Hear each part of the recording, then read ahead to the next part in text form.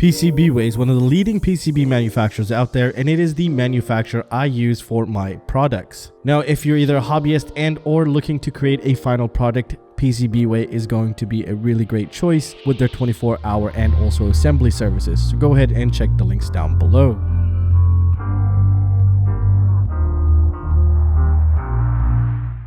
Hey, what is up guys, and welcome back. So in today's video, we're going to be covering the Apple M1 MacBook Air, 16 gigs of RAM, 256 gigs of storage. Now, some people heard I got one and they've been emailing me and writing me and asking me, how is it?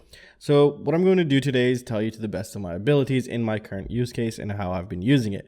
Now, I've had this MacBook for 15 days now. So let's get started.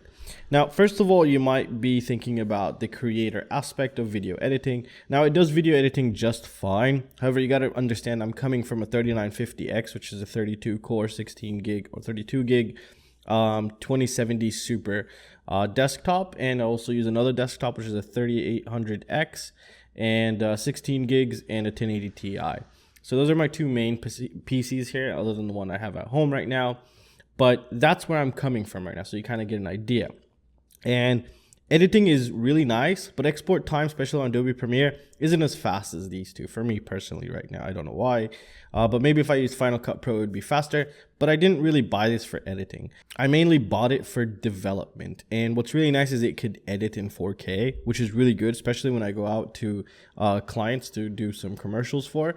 Now, also, it does edit very well, but not compared to the big monsters I have here. And that's something to be expected. There's no dedicated GPU, nothing.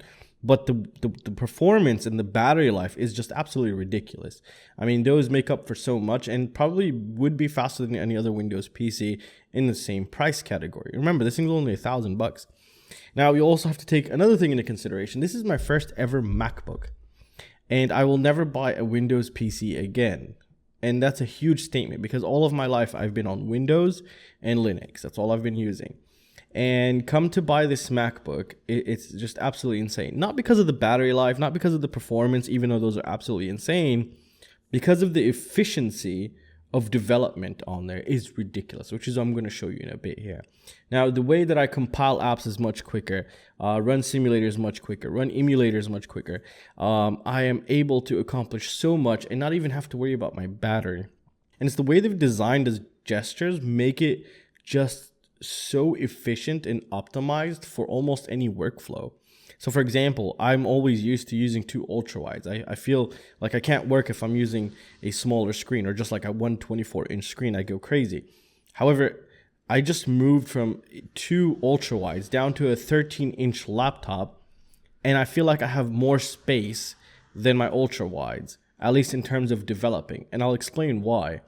But in terms of editing, you do feel limited. You can't really do much with the gestures and the way the system has been designed. And let's actually take a look at what do I mean here. So first of all, if we take 3 fingers and move them up, we could add as many desktops as we want. And if we want to scroll through them, 3 fingers left and right. And I don't know how smooth it is on the recording, but this thing is absolutely flawlessly smooth. So if it's chopping up on the recording, then maybe I have my settings wrong on OBS.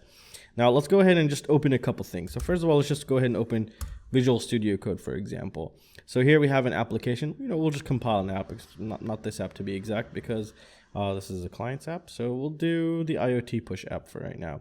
So you can see how quick this thing actually opens as well. So we're going to go ahead and open that. It's already done. And let's go ahead and start a simulator. So we're going to start an iOS 12 simulator here. And just let that run. Boom. I've never seen that fast before on any other Intel PC.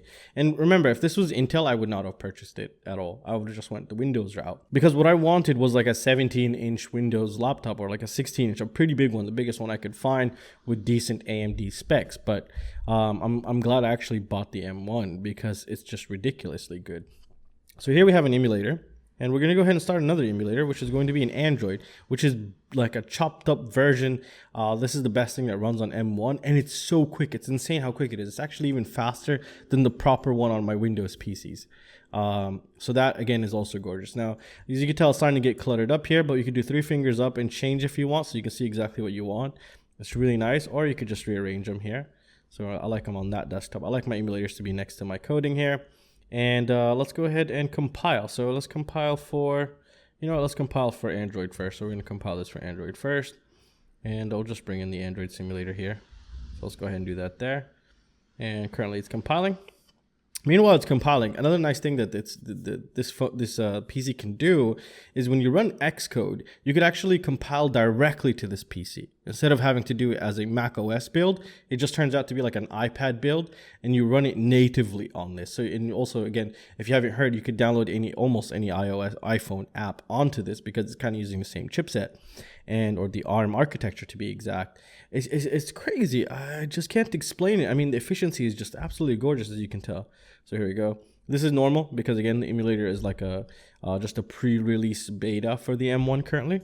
So we just let that run slightly here. So for some reason right now it's taking longer than usual, but probably Gradle is downloading a bunch of bullshit again.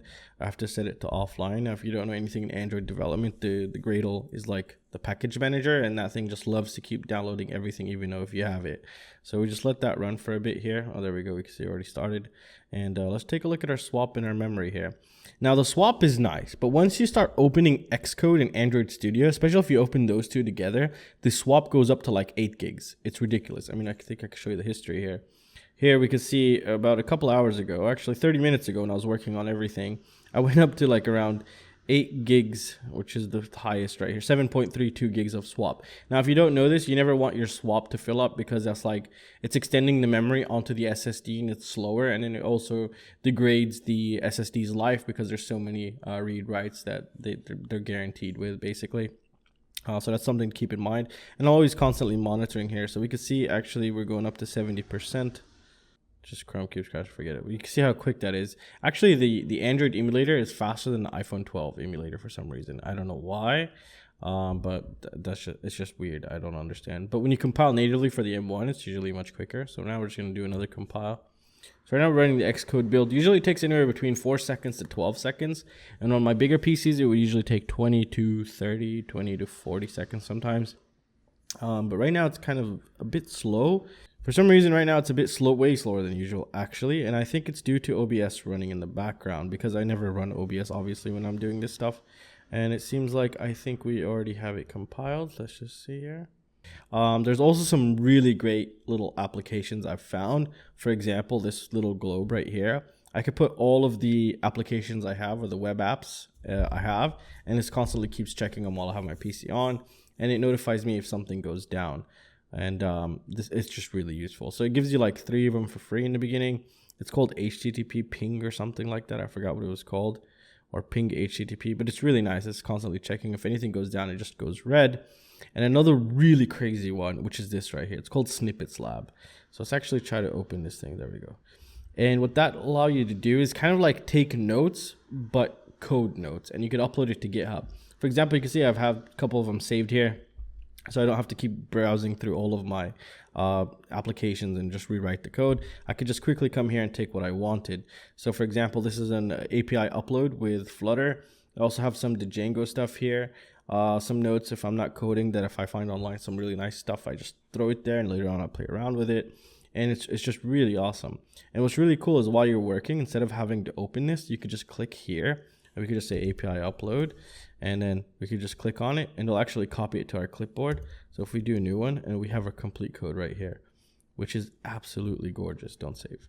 And I really love that. So it's really nice. So now we have both of them compiled here. We have both of these compiled. So another thing, let's go ahead and open Xcode, and I'm going to show you the compiling for the M1. So we compile it directly to the M1 and actually install it as an app, which we'll see down here as well. So we're going to go ahead and do which app? We'll do the AskFPV app this time. So we'll let that run. Now, if we take a look at our swap, actually we're still fine. But usually the swap starts filling up, especially when you open Android Studio also. But we can see the swap down here. It looks pretty good so far.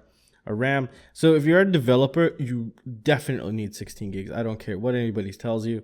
You have to have 16 gigs. Or else it's just going to be a nightmare, especially on your swap there. So currently we're doing pretty well in CPU. We can see our cores on the right, and this is the history of what's going on. All right, so this is ready. So you can see here. So when we compile, usually Intels don't have this. Now you can just do my Mac, and then we could just go ahead and compile it. And let that compile really quickly. I honestly believe currently that it's throttling. I've never had that happen before, but I think because of OBS, because usually it's really fast now, but it's even faster. when it's already done compiling, by the way. So let's go ahead and get that. It's going to be down here somewhere. There it is. It just popped up. Give it a second. It's doing its security checks because it's Apple. And it's crazy when you compile through Flutter, through Xcode, and you close Xcode, the app will no longer open. So as you can tell, here's a Ask FPV app right here. It's totally working, like on your phones for Android and iOS. And let's go ahead and move it with the simulators here. So we have the Android emulator open, we have the iPhone 12, and we have a native app installed basically, which is one of those. You can tell it's really responsive. It's actually crazy responsive. So here we could do search button. Now, if you don't know this, you could actually check and price compare whatever you want that often. And you can see how quick that is. And that's really fast. I don't know if it's going to be choppy on the OBS recording, but this is hella smooth. Really smooth. For some reason, again, this one is always felt a bit choppier, the iPhone 12 simulator. And recently with the new updates, I'm having problems actually compiling to simulators, but I could compile natively to my PC, and I could also compile to the Android emulator, and I could compile to real devices around me. But like an iPad emulator, sometimes I'm having problems, but I guess something updated in the back, and I don't know what it was. There's so many things going on here, and so many projects I'm working on, so I can't keep track of everything. So I'll have to figure that out later on. And yeah, well, all I can tell you is I'm very happy and very satisfied that I bought it, and I definitely recommend it for any other developer, especially Android and iOS developers, and also web app developers. Now, if you're a front-end designer, then this will eat all your front-end stuff because you guys don't really use that many resources, I guess. Neither do I. Like a web app developer doesn't really use that much resources. Well, also, most of the time it's just a person who's going to work with emulators or simulators, or possibly some, I don't know, 3D graphic stuff, but I don't know how that would perform because I don't do that stuff. And obviously gaming, this is not really meant for gaming, but it does have the iOS games. So if you like those, then you could use it for gaming, but I don't use it for gaming. And there's a lot of crazy cool little nice apps that make your productivity so much better. So if you guys are interested in that, let me know. I'll make a video on that. And also I'll have a link to a couple of cheap budget stuff I actually purchased a while ago, USB stuff, and they work flawlessly actually. Now, never buy anything cheap that has to do with power. And what do I mean by that? An adapter that also takes the power in to give back to your device. Don't buy the cheapest ones. Buy stuff that's well known, and that's why I only buy like little cheap dongles like a HDMI, USB, micro SD card, and they've just been flawless. And they're not really cheap, but they're like good budget ones, I would say. And I'm able to read 4K off of one of my SD cards and actually watch it. It's really nice. I'll have that link down below. And well, I really hope you guys enjoyed the video. I'll see you guys in the next one. Peace.